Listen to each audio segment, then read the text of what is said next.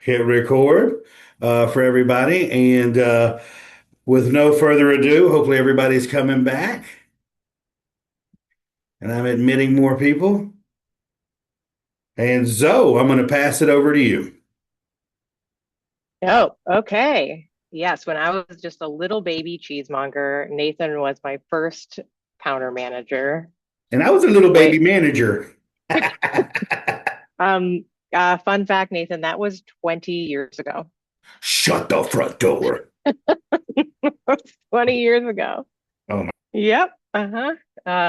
And so a few years after that, once I cut my teeth working behind the counter and in the little mini cheese caves beneath the sidewalk of Murray's Cheese, I joined the team at Jasper Hill Farm, where I've been ever since. So I've kind of grown up alongside Jasper Hill, and I came up here because I was really curious about affinage. And at Murray's, we had all of these sort of like perfectly finished ready cheeses.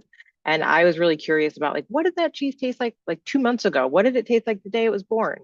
And Jasper Hill has been an awesome opportunity to kind of go deeper into the production process, ask a lot of annoying questions from a lot of very smart cheese professionals, all of our cheese makers and affineurs. So I work on the communication front, but I've always um, educated as a way to connect with the people out there who represent our cheese, because the better folks understand the value of the work that we do, the better that they can find someone to love the cheeses that we make, right? So I really appreciate you guys for that work that you do, and I commend you on your bravery of taking part in this exam. Just mentioned we've been around long enough to remember the days before we had the CCP, and I can't tell you how different the industry is now. It was sort of a cart and horse thing where we made the exam and then we had to like make all of the study materials. Like, here's what you should know, but it's just like we all just sort of we pulled longtime cheese professionals to come up with with the test questions, and then we realized there weren't a lot of resources to help you get ready, and so it's created this culture of learning and teaching in our industry that didn't exist before. And so just participating in the exam at all, no matter what happens with the result, means that you're a part of making our industry better and stronger. And you've embarked on what will hopefully be a long career of continuing to learn, even after you're certified cheese professionals, right? And then hopefully one day you can take part in teaching somebody else how to get ready for the exam. So um, don't be too nervous. It's worth it just to have done it. And one tip before I get going on this topic is that when I took the exam, I went through and I just answered every question that I could. And if I had to think too hard or if I hit a math question, I skipped it. And I was like, oof, I don't know, I'm going to come back to it. And I got all the way through the test. And then I realized I was done with like 65, 70% of the exam. And I still had a lot of time left. And so then I wasn't sweating, the easier questions toward the end for me. I got those out of the way. I felt good about them. And then I was like, I have all kinds of time to really focus on that smaller set of questions that are more challenging to me and work through it that way. And I think that for me was a great way to manage my time. Nathan, how just in case I run out of things to say, how long would you like me to speak? We're on till 3:45. Or Okay. actually, just well, if you run out of things to say, then we're done. No big whoop. Um, okay. I'm kidding because Or, as you know, I could. but I will cut you off at 4. How Okay, about great. that? All right. I'll try to leave some time for questions at the end. There's obviously a ton that we can say here. And I will say that the topic of affinage is tricky because there's no hard fast rules for like how to ripen a wash rind cheese. It's like, well, what's the moisture content of that cheese? What cave environment are you working with? What's the pH of that cheese? What is it, raw milk? Do you need to age it 60 days before you can sell it, or could you sell it younger? Like there's so many variables at play that every cheesemaker really comes up with their own plan and customizes sort of like rules of thumb for specific cheeses. So that variability from cheese to cheese makes it really hard to say, like, here is the right answer for how to do this in affinage. And you probably maybe come up against that in your studies. So I'm going to kind of focus on the things that there are answers about or terminology that there's like firm definitions for. Um, but take it with a grain of salt, I guess we'll say. Okay, so this is Andy Keeler, the cellars at Jasper Hill, looking at Cabot Clothbound as it's ripening. You can see various stages of rind development in this photo, which is why I really like it. And as he says, you can't turn a donkey into a racehorse, but you can injure a perfectly good racehorse. With Affinage, you can't fix a cheese that kind of got messed up in the vat or that the milk was off from. Um, but you can mess up a cheese where everything else went right. So there's a lot of responsibility for affinage, and at the same time, there's only so much that you can do. And generally, you're sort of revealing success that was set by the farmers and the cheese makers.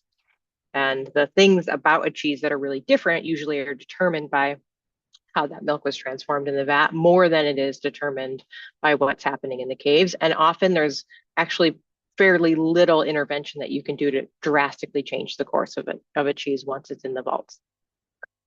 But the things that we can do, the things that are within our control, sort of look like this. So we know that for a natural rind cheese, we are interested in controlling mainly the temperature and humidity of the space.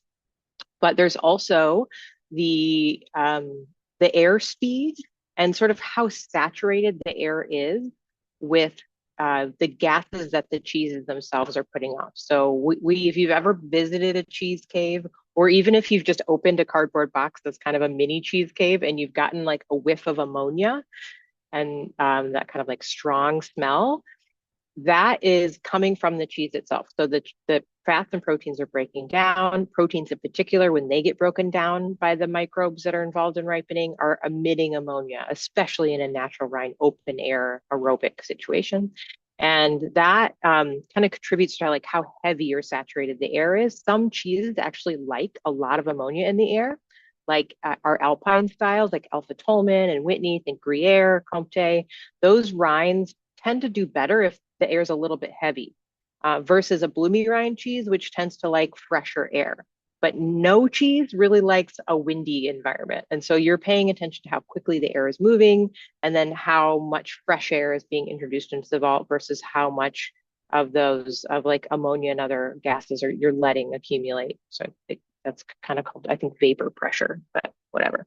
Okay. Airspeed and renewal, we'll kind of talk about cave design and things that you think about when you design a cave. Of course, you can control how much time you let the cheese stay in one vault or another. And then usually, this is kind of an important point, most cheeses, all of the cultures that are going to participate in ripening the cheese. So we know that there's cheese cultures that acidify a cheese during cheese making. Those are called starter cultures or lactic acid bacteria, right? Those are eating sugar, making acid, helping you coagulate your curd. And so you either have starter cultures or you have ripening cultures. And that's like everything else. If it's not making acid first step in cheese making, it's considered a secondary culture, an adjunct culture, or a ripening culture. And there's also those same bacteria that you could purchase from a culture company, yeast, mold, or bacteria that are just present in your environment or in your milk that you don't even have to buy. They're just volunteering for you. And that's especially true with a raw milk cheese, right? But the point I'm trying to get to here is that that's usually baked into the cake before you get it into the caves. So usually you're not applying the rind microbes to a naked cheese once you get it.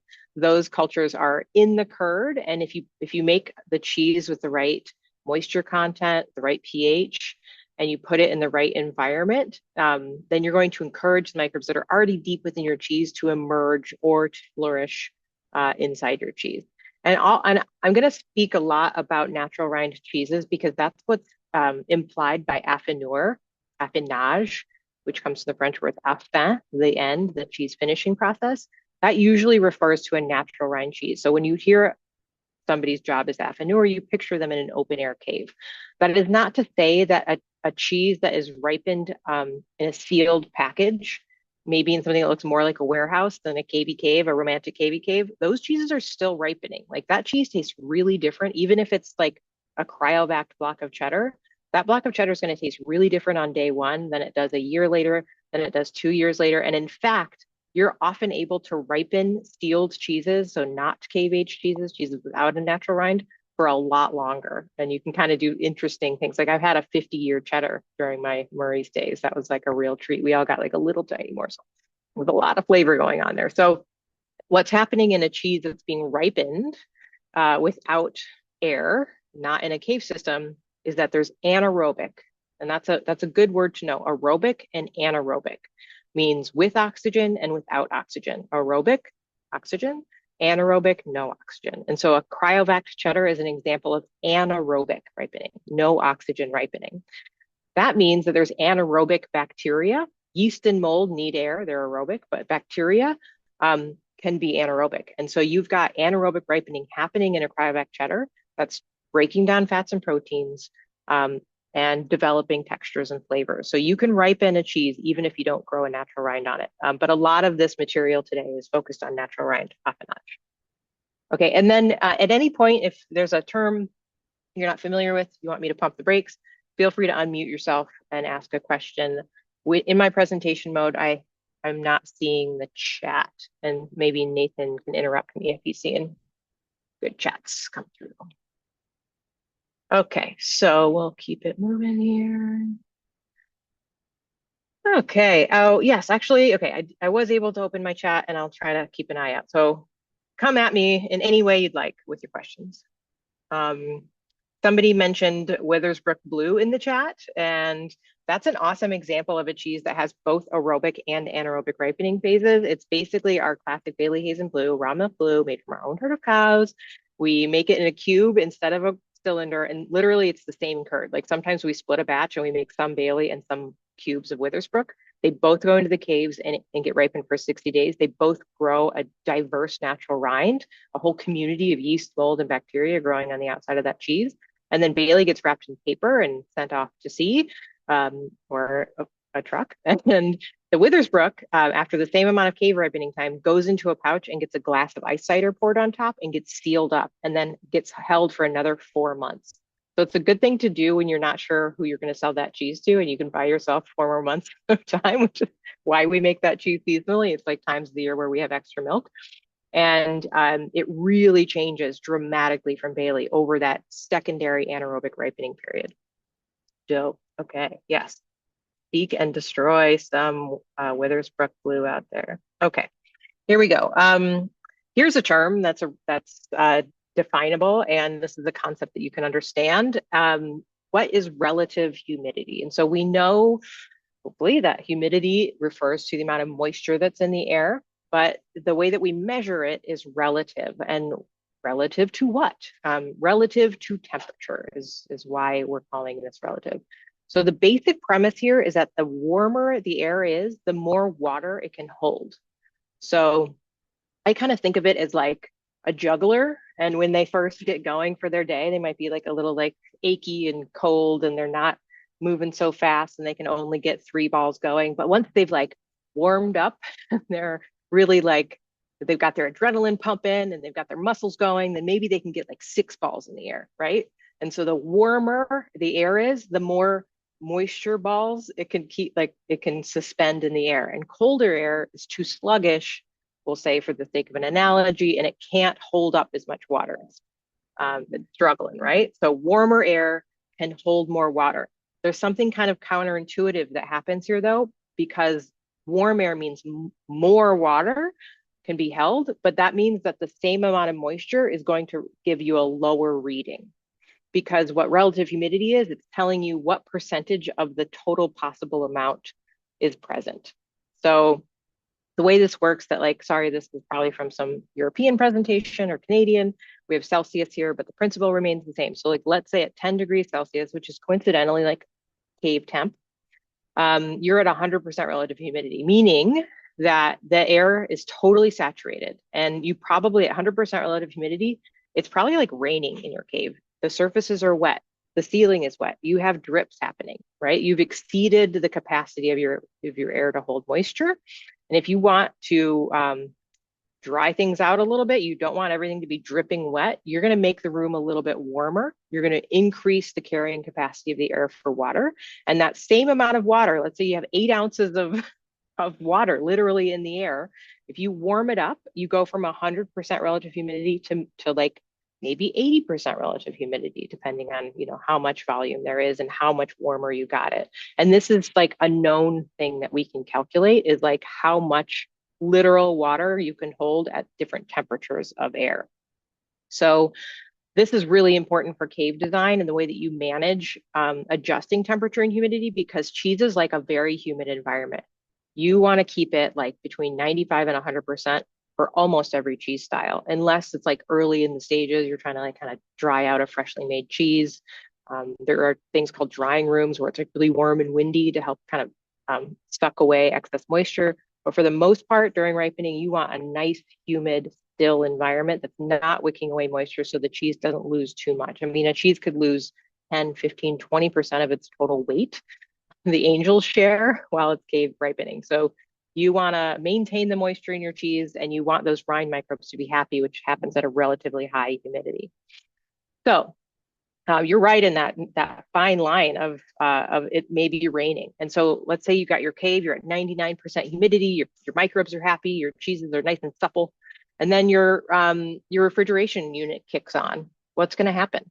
Like, think about it. You're at 99% humidity, your refrigeration unit kicks on. What's going to happen to your relative humidity when the air gets colder?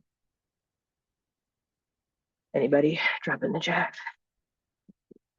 Um, So dew point, yes, yes. Okay. So if your refrigeration kicks on, you're going to hit the dew point. You're going to reduce the ability for the air to hold moisture, and your relative humidity is going to go from 99 to 100 plus. And all of a sudden, you're going to see moisture beating on the surface of the cheese. If you have metal in that room, that is going to like have moisture on it. You're going to have drips from the ceiling, and that is bad. So really well-designed cave systems will wait until the relative humidity notches down to like 95% before it'll add more cooling, knowing that that cooling is going to bring that relative humidity back up to like 99, because you're reducing the ability of the air to hold water, and all of a sudden you're using up more of that total capacity, even if you haven't added any more humidity to the room. Okay. So as temp increases, the reading of relative humidity goes down, even though the amount of water is the same. And as the air gets colder, that relative humidity number is going to look higher because you're using up more of that total capacity, which is lower. Okay, I know it's like a little counterintuitive. You're like, if it's more, then, but that's the, picture that I am a very visual learner, and I like to picture these pictures. Okay, I can't believe I didn't put the word Moliere diagram on this slide. I'm so sorry. MOLL, like IEUR, or something crazy. It's a French word, Moliere diagram. I haven't heard that word is on the exam, but if I was a question writer, I would put it on the exam. This is the Moliere diagram, and this is what you can use without any like digital equipment. It's what we've been doing for a long, long time to measure relative humidity. And this chart looks insane. Like, don't panic. No one's going to show you a picture of this in the test and ask you to read the humidity. But I think it's really interesting. So basically, the way we figure this out in the analog way is we have two thermometers, the exact same thermometer. One just has a naked bottom, and the other one has a little wet diaper. And it's literally just like wet cotton that you like rubber band onto the end of the bulb. And so there's a wet bulb and a dry bulb. And the closer you are to like 100% relative humidity, there's no evaporation going on, so there's nowhere for that water to go. And so the wet bulb is going to have like the same reading as the dry bulb if it's very, very humid. So the closer those 2 points are, is how you would read this diagram, the higher the relative humidity. The farther away those two are, meaning in a warmer room, there's evaporative cooling going on. There's more capacity of the air to like wick moisture away from that little wet diaper. That's going to cool down that bulb, and you're going to get a colder temperature reading on your wet bulb than your dry bulb. And that bigger gap will lead you on the chart to find that point and see a bigger number. Hang on, just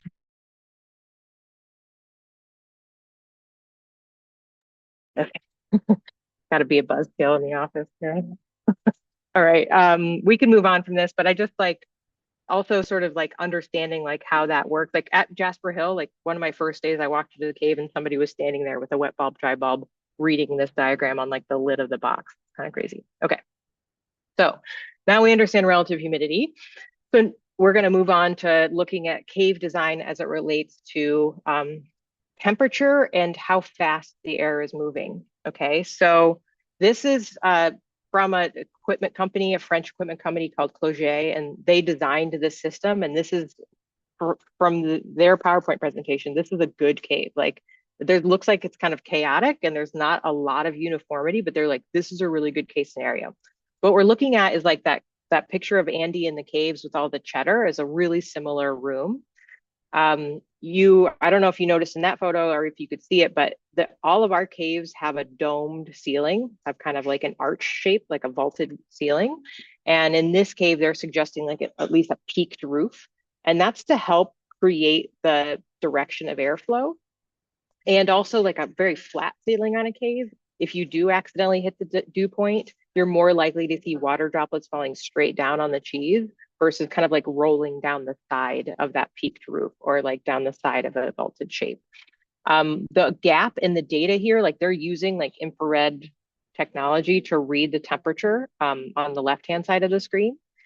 So the gap in the data is the air intake. So usually you're introducing new air at the top of the cave, and you're where does it look like the air is going? Like where is the exhaust here? It's it's kind of crazy. You see down here on the floor, the heat is like getting sucked off of this cheese into the floor, and down here you can see the most quickly moving air is being introduced at the top, usually through like a big stock that runs along the top, which helps disperse the air without it having to be blowing around too fast. But you can see the fastest it ever is coming out of that stock, and then it's getting sucked into the floor, and it's kind of moving a little bit faster as it goes down there. And then you can see where the heat is being evacuated. And that's usually how a cave is designed. Fresh air comes in at the top. It's cooler air that's naturally wanting to sink, right? Warm air rises. So cool air wants to come in and it'll naturally want to like drape itself over the cheese without it having to be like hard blown. So if you're introducing like new cold air, like at a random place in the cave, you're going to have to be blowing it really hard to get it to move all over. But if you introduce it really gently at the top of the cave, it's going to naturally want to like fall and circulate itself. So air intake at the top, exiting exhaust at the bottom. And then there's something called positive pressure where you want more air coming in the cave than you want being exhausted. So you want pressure to build up a little bit in the cave so that when you open the door, air rushes out, right? And you're not sucking random air from the hallway in. That's one way of kind of controlling like the microbes, the temperature, and the humidity. If you want a nice static environment, you want to create a little bit of positive pressure in the cave. Okay. And then you want to have your cheese moved out from like being hard up against the wall. It's more sanitary if it's not like touching the wall. And also you want air to be able to circulate around the outside. It's crazy here. Like, where is the heat coming from? Like, why do we have to keep cooling a cave that's like we build underground below the frost line where there's like a resting stable temperature, which is not a coincidence exactly what cheese likes. Heat, yeah. So the energy of basically the fermentation. The microbes are breaking down fats and proteins and releasing heat. They're like doing their life cycle. So we used to make these, what up, Charles? We used to make these little raw milk soft cheeses called Constant Bliss. And back when we were a FedEx-based business, before we got enough cheese to get thank God, a truck to show up. And once we did get a truck to show up, we're like, okay, we're gonna like save some FedEx money and like and it'll be less beat up by the time it gets there. And we put a bunch of soft, raw, Constant Bliss on a pallet in closed cardboard boxes, wrapped it with an unperforated pallet wrap, sent it to New York on a refrigerated truck. It had never been above 50 degrees in its whole life. And it got to New York City and it temped at 90 degrees. It like composted itself because we didn't leave any air holes. So now if you notice, our soft cheeses get packed in pizza boxes that are flat, that have holes in the side. And then when we build a pallet, we leave like a chimney, it's called, in the middle, so the airflow can get like into the boxes and circulate all around. We use netting instead of like unperforated plastic, like pallet wrap.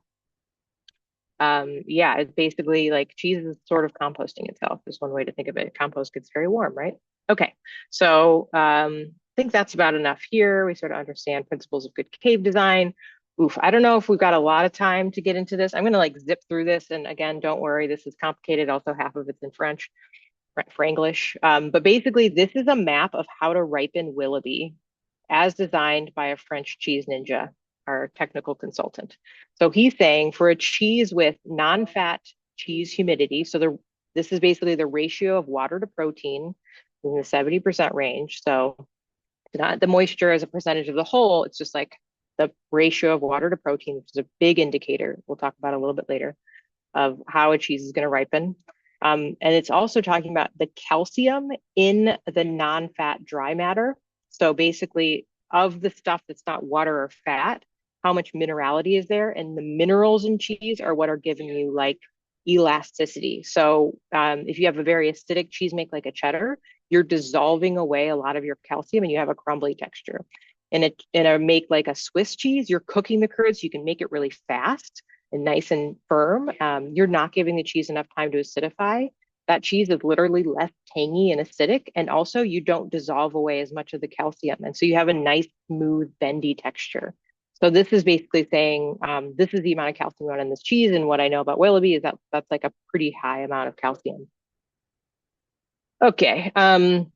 This is also indicating the pH at demolding, basically like the day the cheese comes out of its molds. This should be its pH, right? That's more acidic than the 7-ish that the milk started at before we started making cheese. And at the end, we're trying to get a bacterial smear, corniform pigmented smear bacterial rind. Okay. So this is a map of like how to do this. So this is relative humidity. So right after the cheese is made on day 0, these is like down at the bottom, we're going on time over days. So we want to get yeast to grow first. And yeast like a room that's a little bit warmer than your aging cave and a little bit less humid. Okay, so this cheese technician is suggesting that we start this cheese at 85% humidity at 15 to 18 degrees Celsius. So that's probably like low 60 degrees Fahrenheit. And then we're going to put it after a few days of that. This yeast is more acid tolerant than anything else. You really want to get that going, and it's going to start eating some residual acid. It's going to start breaking down your protein, releasing ammonia, neutralizing the acidity on the surface of the cheese, and making a happy place for that sticky orange bacterial culture to grow. So yeast is a pioneer microbe that grows on bloomy rinds first.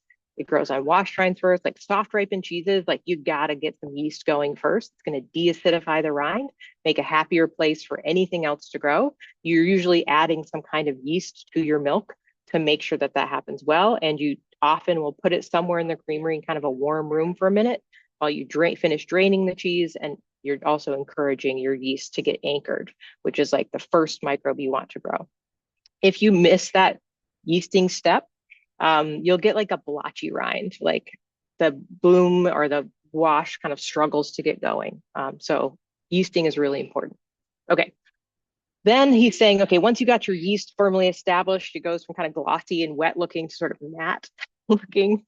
Then you want to move it to a different place. And in this case, it's a place with a higher relative humidity, right? It's 95 to 98, and at a little bit cooler temperature. You're bumping it down a couple degrees Celsius. So now we're in like the mid 50s Fahrenheit. Then he's saying like you're going to be scrubbing your cheese rind. You're making little micro perforations, which to us is almost invisible. You're kind of scratching up the rind with a brush. But to a microbe, you're making huge mountains and peaks and valleys and really dramatically increasing the surface area where your microbes can grow just by like all these little tiny scratches. And you're scrubbing away the bloom, any fungi, any like white penicillium, which is freaking just everywhere, especially if you make a bloomy rind cheese. It's going to try to grow on your wash rinds. Going to go in and wash those off and hydrate the rind with a salt brine. Sometimes you will add a culture. This is like one of the cases where you're like inoculating after you make the cheese. You might add a little bit of the wash rind culture to your brine. Giving them a good scrub for what up until like the just more than maybe a week and a half, 2 weeks. Then he's saying if you got the space, maybe move that cheese into a colder room and kind of do like a low, slow finishing while still keeping the humidity as high as you can without hitting the dew point when your refrigeration kicks on, right? Then what do we think happens here? you're turning the cheese, you're washing the cheese, blah blah blah. And then at around a month, he's saying, what happens here? Um, humidity goes away, so we're not going to record humidity anymore, and the temperature bottoms out. This is when you wrap the cheese and put it in the cooler, right? And then it's going to continue to ripen, but much more slowly. And then throughout this entire process, these green lines are indicating that the outside of the cheese is being de-acidified more quickly than the inside of the cheese, right? So what's growing on the outside of the cheese is breaking down the proteins. It's often you'll see a cream line form on the outside, and that cream line is literally less acidic than the center of the cheese. And you can see what that's doing to the texture of the cheese. And you can taste it in the flavor. It's more mellow, it's less tangy, sour in that cream line, and the texture is more relaxed and gooey. Um, so that kind of like as that cream line moves to the center, that higher pH kind of like activates all these enzymes that are being deposited by your microbes, and those enzymes like are going to start like chopping up fats and proteins and like relaxing your curd structure and contribute flavor. So flavor is just like little pieces of fats and proteins that get chopped up by enzymes, so small that they can get into your nose. Okay, I know this is a lot, guys. I hope this is being recorded. Maybe give it another pass. Okay, so um, a cheese rind, basically, like where does it come from? Really quickly, um, you are introducing microbes either just in your milk or from the air or from your skin or whatever, or you're purchasing them as starter cultures. The scientists who made this slide are calling it starter cultures, but they mean like any commercial culture there, not just the acidifiers. Then they're going to hang out according to their ability to tolerate each other and their access to the nutrients they like, the environmental conditions they like. They might need amino acids, which are pieces of proteins that some other microbe needs to release for them. So that amino acid might be there, but it might be bound up in a more complex protein structure. And some other microbes got to like start chopping that up with its enzymes to make it available for this other microbe to eat. And then that microbe can do its thing, kind of activate, and then maybe make a nicer place for the next microbe to live. So there's like this interspecies interaction that determines kind of like the final makeup of your team on the surface of your cheese. And so this petri dish is showing like a background microbe with 4 different types of microbe laid on top. And some of them are like encouraging each other, and some of them are like hostile to each other. And some of them are just like doing their own thing in the same place. It's really interesting. And what you end up with are different types of rind depending on the care, the inoculations, and the conditions of the cheese itself and the room you put it in. Okay, this is wild. So this is Winnemere, a raw milk wash rind cheese that we make only in the wintertime. And we added bee linens, the commercial wash rind culture, Brevibacterium linens. That's what makes a wash rind. It's the bee linens. Well, we added that to the milk. We added that to the brine we washed the cheese with. And then some nerds came and like DNA sequenced everything they could find on the finished cheese, and none of the bee linens survived. And the cheese was a wash rind. Like, so there was some other pigmented smear bacteria that liked the same conditions that you would create for bee linens. And all of that cheese is so raw milk and wild that like all of our native stuff outcompeted the commercial cultures. And we realized that maybe we shouldn't waste money on a lot of commercial cultures for this cheese. And now we add way fewer. We just like give it a little pixie dust to make sure that like it's going to head in the right direction. And generally, just by manipulating the conditions of the curd and the cave, we're able to get the rind that we want to exist, just like they did before you could buy cultures and add them to the milk, right? Like wash rind cheeses were invented before you could buy bee linens from the culture company. Yeah, so commercial cultures are definitely more important for pasteurized milk. But raw milk, like if you want a super nerdy cheese that's like uh, that are that you're just revealing the terroir, you might be using very few to no commercial cultures, but I don't know of a commercially viable cheese that doesn't use any commercial cultures. For Whitney and Alpha Tolman, we're using almost none. The only commercial cultures that we're using are to get like a yogurt going as a clabber for a starter, using our own raw milk. So we are actually doing an almost no commercial culture cheese making, but there's a lot of variability. And if you want consistency, even in a raw milk cheese, you're probably using commercial cultures just to make sure you're like putting guardrails on the situation and advantaging the microbes that are going to be the most important to your cheese quality. Um, yeah. And you can make a super delicious cheese out of pasteurized milk just by like loading it up with the cultures you want. Like think Harbison. Harbison is pasteurized, but like super complex and delicious. That's just more of a deliberate flavor than like a revealed character. Okay, cool. Jose agrees. This is this is a microbial succession. So this is basically the same nerds, Dr. Rachel Dutton and Dr. Ben Wolf, when they had a DNA sequencer at Harvard, took samples of the Bailey rind over time, and then the top are I think, are the bacteria they found. Is that right? Yeah, and the bottom are the fungi, and they just kind of divided and conquered.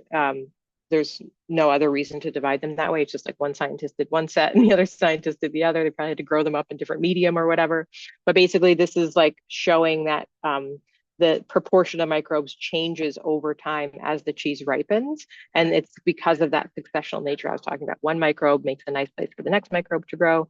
And so a living rind is complex. It's hard to pin down. There's no right answer. You can't say like, oh, on the rind of this cheese, it's only going to be this microbe, right? What you should know is like on bloomy rinds, the fluffy white stuff is some kind of penicillium, probably Penicillium camemberti. The blue mold is basically just blue bloomy rind. It's Penicillium roqueforti, Penicillium glaucum are the more popular commercial strains. We used a loaf of rye bread to capture blue mold in the cave and found 7 different strains of Penicillium roqueforti when we only bought one of those strains.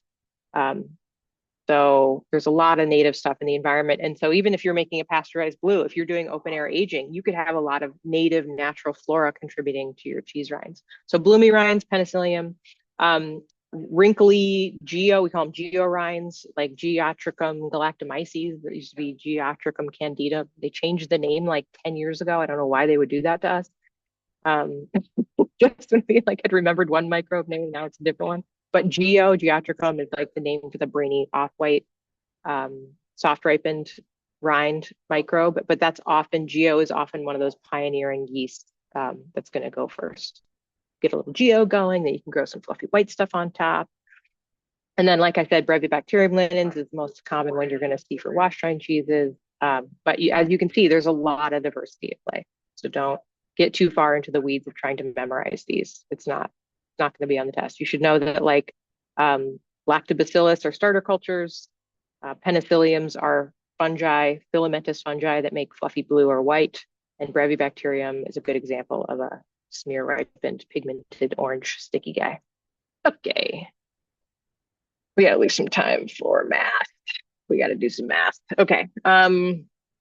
This is just a reminder that as you the bigger you cut your curd at first, the more moisture you're going to retain, and vice versa, the smaller and the firmer. And then as you stir the curd, you're going to reduce moisture while continuing to expose your curd to acidification.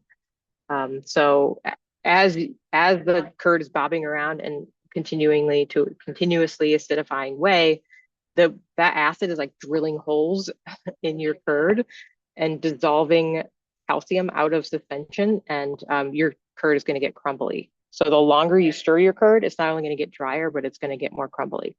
So Gouda is a good example of a wash curd cheese. You've probably just heard exactly why we do that. It's to pump the brakes on acidification so you can continue to stir and lose moisture without ending up with a crumbly texture. You want a nice smooth texture in a Gouda. So that wash curd is a great technique for that. But there's a lot more wash curd cheeses than you may realize. So Gouda is one, but also Fontina, Pyrenees Brebis, that's a washed curd cheese and washed rind often. Raclette, washed curd cheese and washed rind. Edam, Gouda, sort of all those like melty, bendy cheeses are often using curd washing. Okay, so I want to make sure we've got a little bit of time for this. Also, I think you can find a lecture from me on margin math on YouTube. There's good archives. Some of them were recorded by Nathan. And so if you want more math time, I think you can find a lecture from me on that. But we'll get into this And interestingly, butter fat math is the same as profit margin math. So it involves a little bit of algebra and cross division, but basically you're doing the same math problem. So I love that. Let's say this cheese is 100 grams, and let's say half of it's water. Yeah, all right, thanks, Kara. And then we've got 25 grams protein and 25 grams fat. This is actually a plausible, yes, okay. This is actually a plausible batch of Bailey. This could be the proportion of what you end up with. We don't talk about 50% moisture. We don't talk about 25% protein as a percentage of the total. We always talk about percentages as a ratio of water to protein or fat to protein. So if you have a question about fat and dry matter, make a bar chart. Imagine this wheel of cheese. Water flows downhill, fat rises to the surface, and that means protein is sandwiched in the middle. Also, you put protein in the middle of a sandwich, you know? So you're always worried about what is like how something is related to the protein, either your fat to protein or your protein to water. Now, why do you care about fat to protein? Well, if you make a double cream cheese and you need to hit a certain percentage of fat, you put it in a cheese cave and you lose 25% of the moisture, and all of a sudden your percentage of fat as a percentage of the total is different. And you're like, oh, I hit my target, but now it's different. So you don't care about fat as a percentage of the total. You care about fat as a ratio of fat to protein. So if the cheese loses moisture and dehydrates a little bit, you're still just looking at like, how much of the non-water stuff is the fat. So that's how you calculate single, double, and triple cream. That is different than butter. This is one of the biggest myths I can debunk. I hear so many cheese professionals give a presentation and be like, my triple cream cheese is 75% fat and dry matter. That means like in a butter, it could be 72 to 80%. It's like butter. And that's actually not true. Butter is that those percentages for butter that you see, like European style butter is usually over 80%. That's fat as a total. So with butter, we talk about fat as a total percentage of the stuff that's there. With single, double, triple cream designations, we are talking about the ratio of fat to protein. And that is an extremely important concept to understand for this exam. Okay, this is referred to as the non-fat substance. Very straightforward, love it. This is considered the dry matter, also very aptly named, not confusing at all, okay? Stuff that's not water, stuff that's not solid, okay? So MNFS, again, I don't think there's questions on the test about moisture and non-fat substance. It's the same as fat and dry matter, just water to protein instead of fat to protein. Calculations work the exact same way. So in order to figure out the moisture and non-fat substance, it's like what percentage of the stuff that's not fat is the water. And I always make a word problem and I like write out the word problem. And then I turn it into like a math equation because I'm more verbal than mathy. So in this case, it's like 50 grams is what percent of 75 grams, right? That's how I would answer that question. Like, what's the MNFS here? What's the moisture and non-fat substance? It's like, what's the total non-fat substance? 75 grams. And moisture is a percentage of that. 50 is X percent of 75. And I need to get X by itself. So I would divide both sides by 75. Yeah. So basically 50 divided by 75 is going to give me that 67% MNFS, 2/3, right? But you can tell by looking at this. You can always like, if you draw the picture, you can also like double check your math just by using logic. So let's do the fat and dry matter in this case. So what is the fat and dry matter? What is the percentage of fat as all the not water stuff here? We don't even need a calculator. So the total dry matter is 50 grams. And what percentage of fat is there? Yeah, 50%. You guys got it, right? Draw the picture.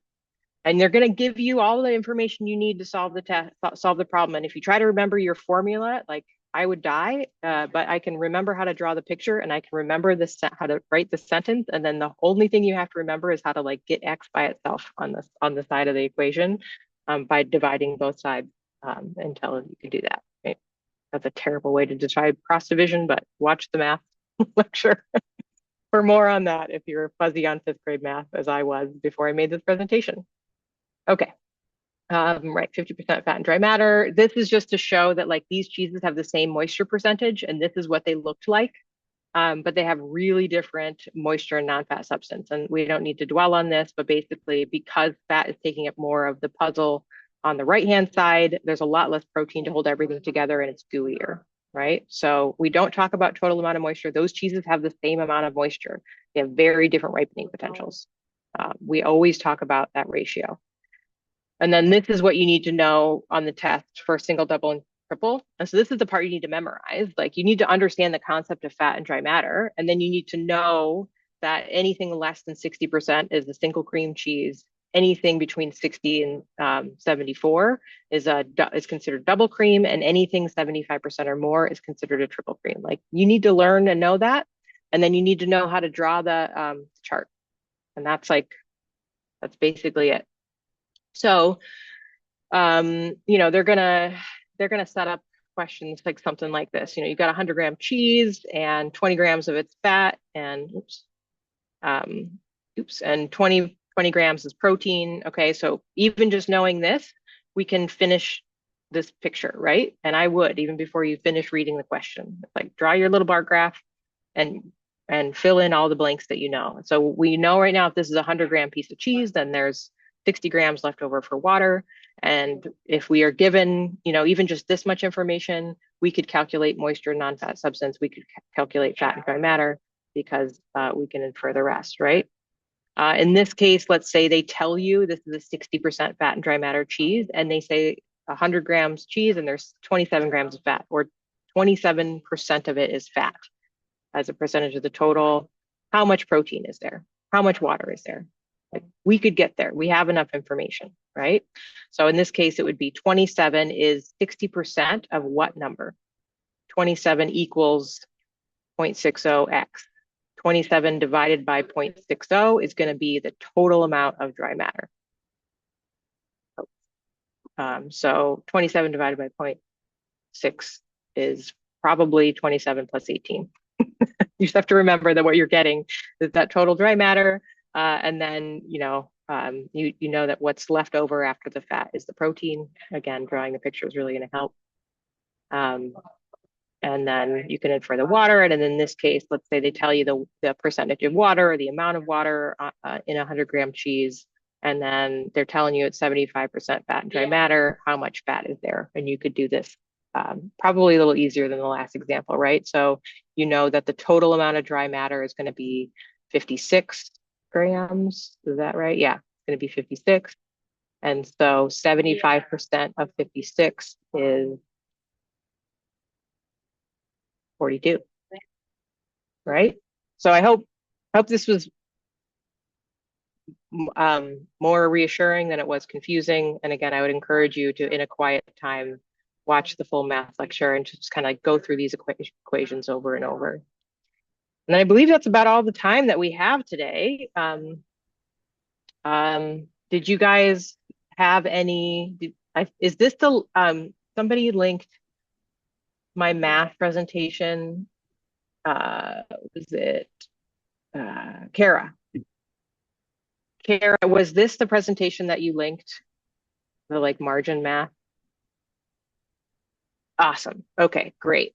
So I'm doing the exact same calculations here as I did with butterfat, but I'm talking about cost of goods as the protein and profit margin as the butterfat, and the total amount of dry matter is the sell price. Like it. Yeah. So same math problems, same bar chart that you're gonna draw, and you can watch that full presentation on that link. Thank you so much, Zoe. Golf Yeah. claps all around. Really appreciate you as always. So, oh my gosh, everybody, you're ready for the exam now. Everybody's going to pass, become certified cheese professionals, and we're going to spread the gospel of cheese together all across this great land. I believe in you. I think all of you are ready. A lot of great questions, a lot of positive attitudes. I'm just excited for you all. I know it's a stressful time, but you're going to do great.